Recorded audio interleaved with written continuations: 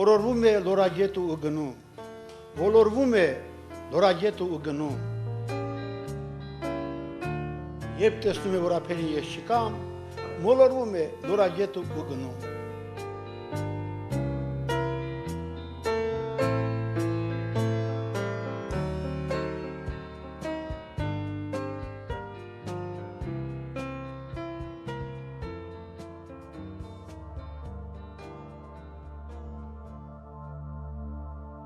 Առաքյոլը ինձ համար այն օրորանն է, որտեղ որ գնում եմ, ինչ աթորել որ զբաղացրել եմ, ինչ պաշտոներ որ եղել եմ, ուշքս, միտքս յուղն է եղել։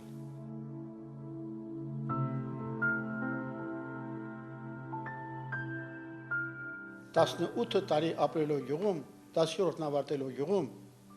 ես 9 տարեկանից սկսել եմ արտադրական գործունեություն պատերազմի տարիներին Ծանրաբեռնված կոլտեսյան աշխատանքներով օրը գիշեր ենք անում, հասքավաքից սկսած մինչև բերքավաքը, մինչև կերի կուտակումը, մինչև անասնապահությամբ զբաղվելը եւ բոլոր հարցերը, որը կապված են կոլտեսյան հետ։ Եվ այդ մոռանալ ես երբեք չեմ կարող։ Չեմ կարող, որովհետեւ թրծվել եմ այդ հողի վրա, թրծվել եմ այդ ժողովրդից, տենց զավակ չի լինի, որ ծնողները երազում չգան։ Բացառվում է դա, բացառվում է։ Երբ որ հայրս է երազում գալիս, դա ինձ համար ուրախություն է լինում հաջորդ օրերը, լավ ժամանակներ են գալիս։ Երբ որ մայրս է երազում գալիս, ապրումների մեջ ընտանիքում լինում է սեղան խնջույքներ, միշտ այդ ձևի, որովհետև նա ամենահյուրասեր կինն էր մեր գյուղում։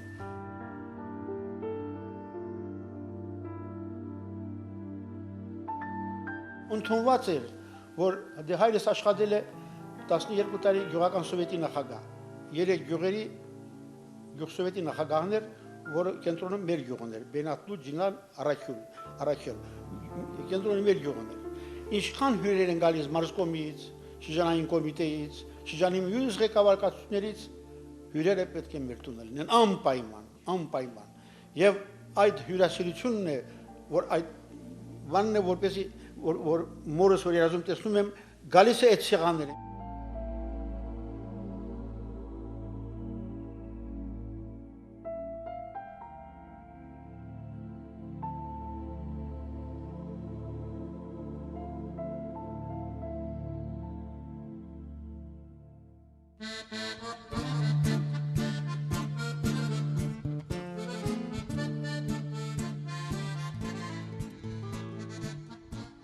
Քառասյոթ թվականին ընդունում եմ Երևանի Զովետի ինստիտուտ, Ժոզեֆինա ֆակուլտետ։ Կարմիր դիպլոմով ավարտում եմ, ինձ միանգամից նշանակում են 103 ուսանողների մեջ, միակ գլխավոր մասնագետ, որ նշանակում են շրջանում, դա ինձ էին արել, որովհետև տեսել են, որ յուղը գիտեմ, լավ սովորող եմ, ասել են, սա մեր լավ կադրերից կլինի։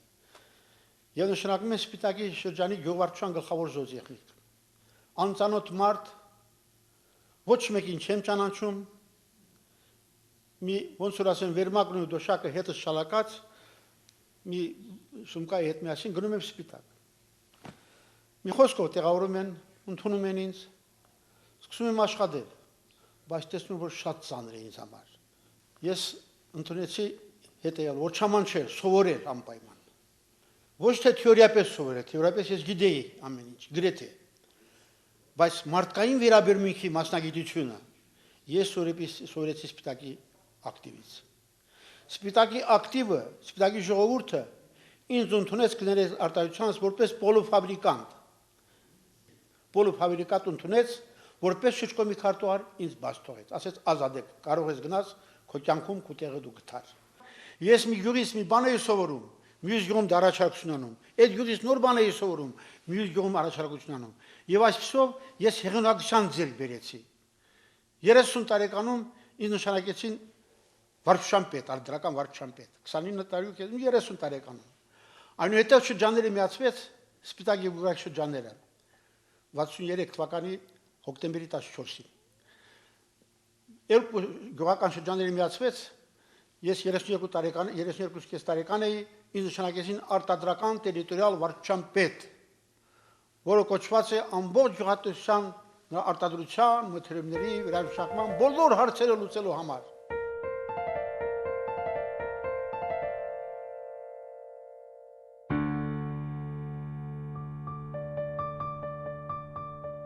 ամուսնացած չէի, ընտանիք չունեի, միայնակ մարդ էի, ասի իմ ժամանակը անցկացնեմ ադրական պրոցեսներում։ Առավոտ ժամ 6-ին գնում էի տնտեսությունում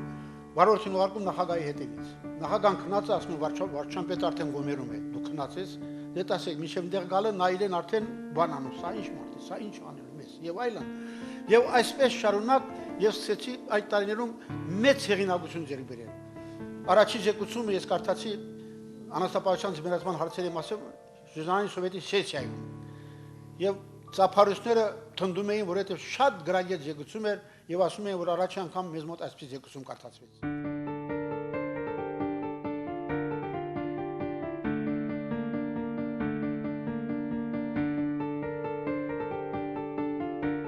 Կիմ Եգանյանին իսկապես մշտապես հիշում են երանությամբ, որովհետև նա մարդկանց հետ շատ, այսպես ասած, ուշադիր է վարվել եւ ասեմ, որ իր անաչառության, օբյեկտիվության, բարության ազնվության համար նրան անքեն կիմ են ասել։ Եվ դա երևի ամենամեծ գնահատականն է իմ կարծիքով, որ մինչև այժմ էլ Սպիտակում շրջում է եւ հավանաբար դժվար կարողանանք այսօր գտնել մի մարդու, որին այդ մականունը ասենք, նրա անվան կողքին տնենք, որովհետև նա քինախնդիր չի եղել, եթե աշխատանքի պահին զայրացել է հարցերը լուծելու համար, դրված խնդիրները կարգավորելու, ապա երեկոյան արդեն ամեն ինչ անցել է, որովհետև ինքը բարությամբ է լսված եւ ժողովուրդը միշտ էլ այդպես են հիշում։ Ինչպես նաեւ նրա մասնագիտական բարձր կարողությունները, որ նա ուրեմն իր աշխատած տարիներին ես դա արդեն լավ եմ հիշում, մի 2-3 տարի անընդհատ երաշտ էր, բայց ուրեմն օգտագործելով բոլոր հնարավորությունները նա պետական բոլոր առաջադրանքները կարողանում էր կազմակերպել եւ ուրեմն հասցնել ավարտին։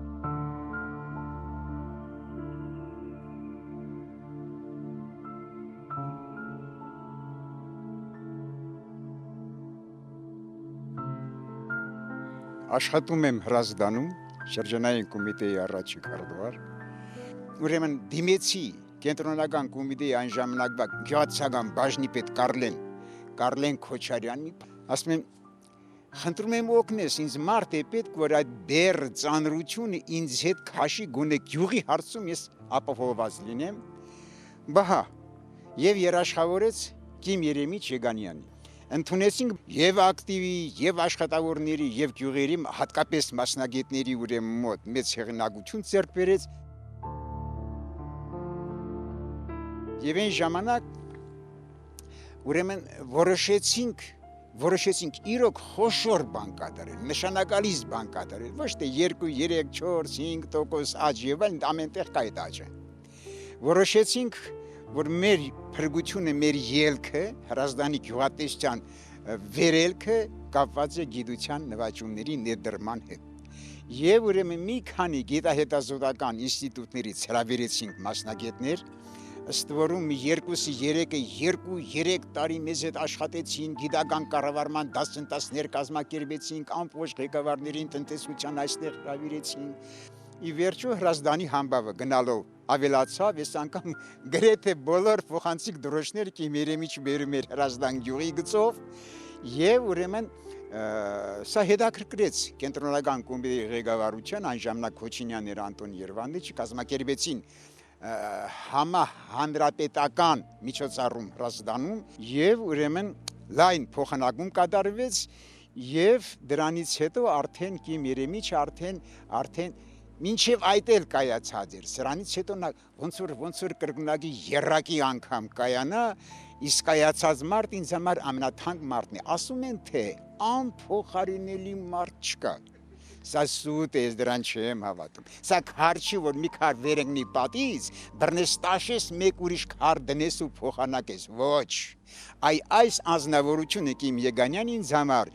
անփոխարինելի մարդկանցից մեկն է, այդպիսի մարդկանց է շատերին եմ հիշում իմ երկար ու ձիգ կյանքի անցած ընթացքում, եւ նրանք ջահ են ինձ համար, նրանք ինձ համար փարոս են։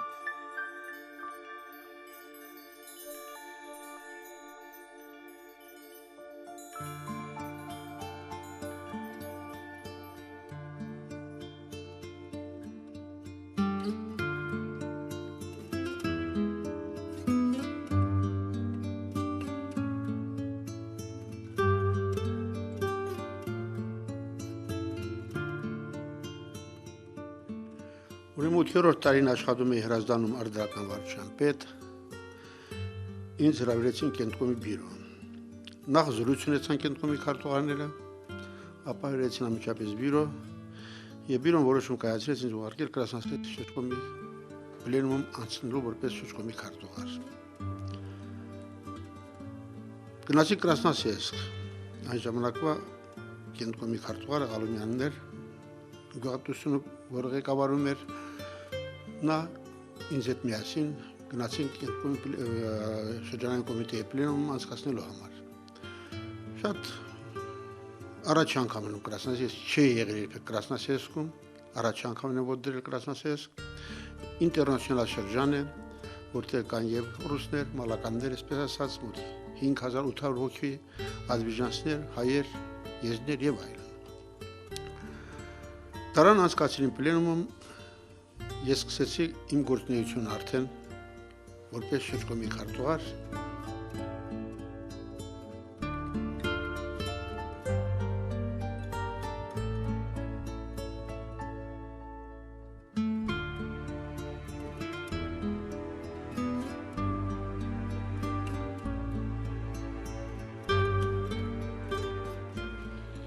Մեր բոլորի կողմից հարգված ընկեր Կիմ Երեմի Հեգանյանը Կրասնոդարսկի ուսակցության շրջկոմի առաջին քարտուղարը աշխատել 1974-81 թվականներին։ Իրեն խստապանջության հետ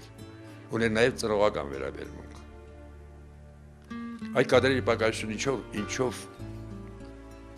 ինձ ասում էր, ասենք տեղակեր բաղում, ինչ-որ մի տեղ խորհուրդ էր հարցնում եւ ինչ-որ մի տեղ էլ սովորեցնում էր, ասում էր դուք ձեր կադրերը պետք է ունենաք, դրանից այս կադրերը արդյունավետ չեն լինի մեր շրջանի համար։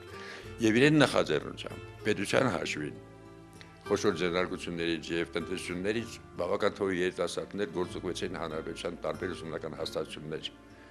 Եվ ավարտելուց հետո նրանք վերադարձան բոլորներ շրջան եւ մեր շրջանի լավագույն կադրերը, լավագույն, ինչպես ասեմ, գիտական մտքի տարածում շրջանում այդ կադրի միջոցով եւ իրենից հետո երբ տեղափոխվեց Վարդանի շրջան այդ կադրերը եւ իրեն ժամանակ մի մասը եւ նրանից հետո արդեն դարձած շրջանում ղեկավար եւ մասնակետ կադրեր եւ ոչ մեկը չբացակայեց մնացին շրջան Դանկեր Եգանյանի ազնական ներդրումներ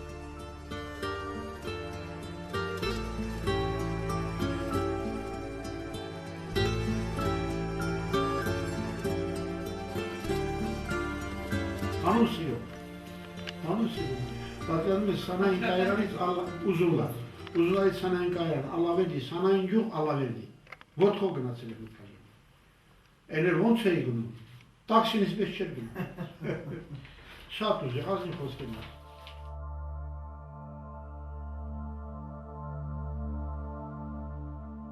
Երորդ կուրսում էինք, որ զովետի տղաներով, մեր սենյակի 5 տղաներով, գնացինք մանկավարժական ինստիտուտ, որ հարսնացուճար ենք մեզ։ Արդեն 2 տարուց ավարտում ենք, որ մի տարի 2 տարի ծանոթանանք, հետո ամուսնանանք։ Խնամի ինստիտուտներ էին դրանք, տղաների մեր կողմից ներդեղ աղջիկներ էին, մեզ մոտ տղաներ էին բոլորը։ Գնացինք մանկավարժականի աստիճաններով բաժանալուց, տեսնում մեկը իջավ, սենց այսօրվա իմ կինը իհարկե։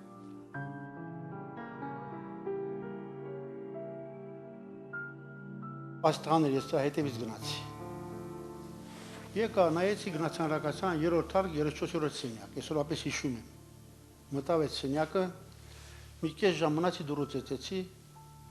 ասի բարև ձեզ, մենակ էր, ասես բարև ձեզ,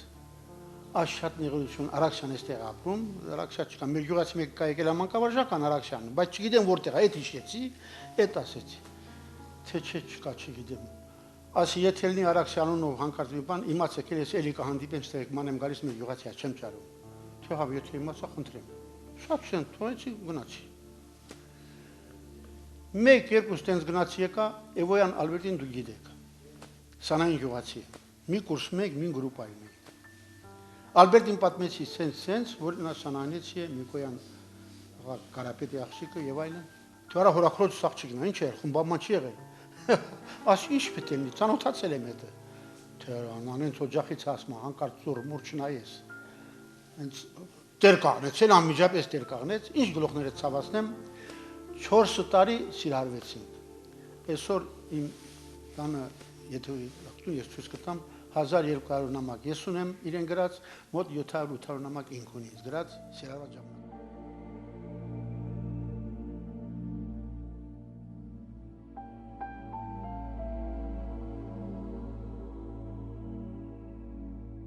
Ես երկու տեղ էի աշխատում։ Եվ գրասես։ Եվ բանում ռայոնում երկոր եւ երկրորդ տեղ հիմնական դպրոցում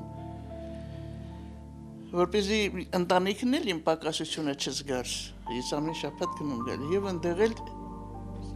Եղիգանյանը չզգար ընտանիք պակասությունը նույնպես իմ ներկայությունը լիներ ապահովեի իրեն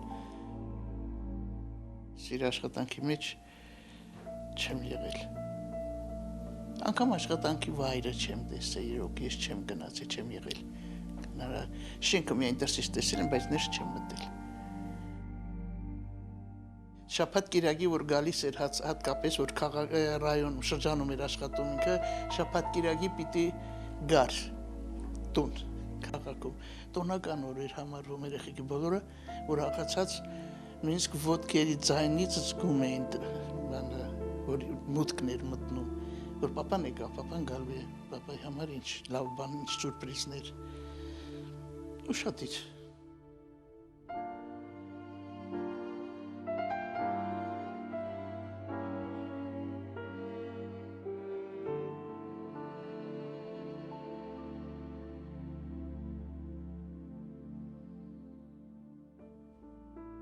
Կարեն Սուրեփիչը կենտրոնի առաջ քարտուղարն էր, որ եկավ Կրասնասեսկ, ճիշտ ասած ինձ ճնշում ունեմ, բարձր լեռնային գոտում ինձ մի քիչ դժվար էր։ Խնդրեցի ասի Կարեն Սուրեփիչ, եթե հնարավոր է ինձ տեղափոխեք քաղաքամերձ Երևանի շրջանից, որ էցի մի տեղ աշխատանքի, չնա ոչ թե քարտուղար, այլ ցանկացած աշխատանքի ինձ համար դա նշանակություն չուներ։ Չանցավ մի տարի վերեցին կենտրոնի քարտուղար Ոսկանյանի մոտ, թե իմ Կարեն Սուրեփիչի անձնարարությամբ քեզ ուղարկում ենք Վարդենիս։ Ես մի անգամ ուղղակի ապշեցի նույն բաժնությունն ինչ որ Կրասնասեսկը եւ այնտեղ աշխատանքները մի քանի անգամ ավելի շատ է պահանջում, որտեղ մեծ շրջան է, գյուղատնտեսական մեծ շրջան